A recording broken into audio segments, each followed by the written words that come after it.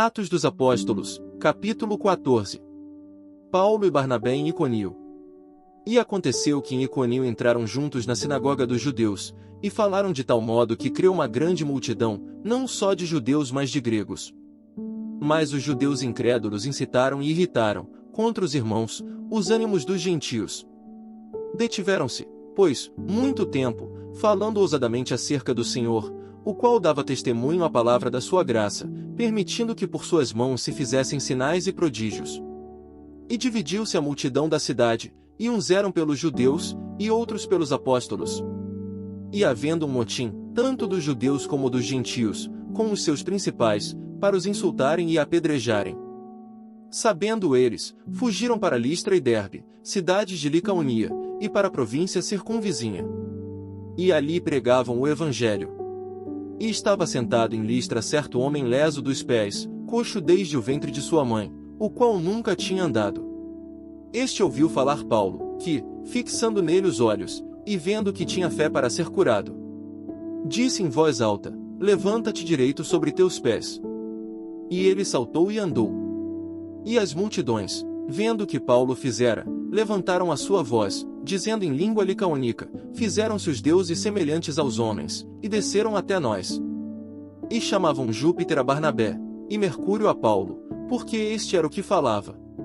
E o sacerdote de Júpiter, cujo templo estava em frente da cidade, trazendo para a entrada da porta touros e grinaldas, queria com a multidão sacrificar-lhes.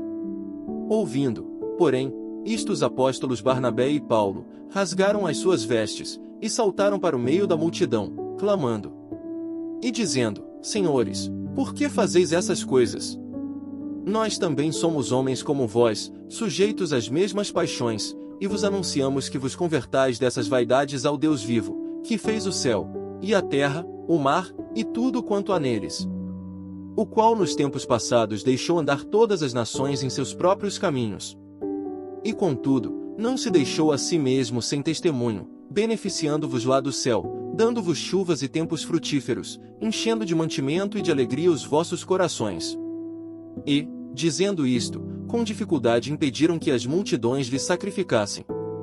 Sobrevieram, porém, uns judeus de Antioquia e de Iconio que, tendo convencido a multidão, apedrejaram a Paulo e o arrastaram para fora da cidade, cuidando que estava morto. Mas, rodeando os discípulos, levantou-se, e entrou na cidade, e no dia seguinte saiu com Barnabé para Derbe. E, tendo anunciado o evangelho naquela cidade e feito muitos discípulos, voltaram para Listra, Iconio e Antioquia, confirmando os ânimos dos discípulos, exortando-os a permanecer na fé, pois que por muitas tribulações nos importa entrar no reino de Deus. E, havendo-lhes, por comum consentimento, eleito anciãos em cada igreja, orando com jejuns, os encomendaram ao Senhor em quem haviam crido. Passando depois por Pisídia, dirigiram-se a Panfilha. E, tendo anunciado a palavra em Perge, desceram a Atália. E dali navegaram para Antioquia, de onde tinham sido encomendados à graça de Deus para a obra que já haviam cumprido. E, quando chegaram e reuniram a igreja, relataram quão grandes coisas Deus fizera por eles, e como abrirá aos gentios a porta da fé. E ficaram ali não pouco tempo com os discípulos.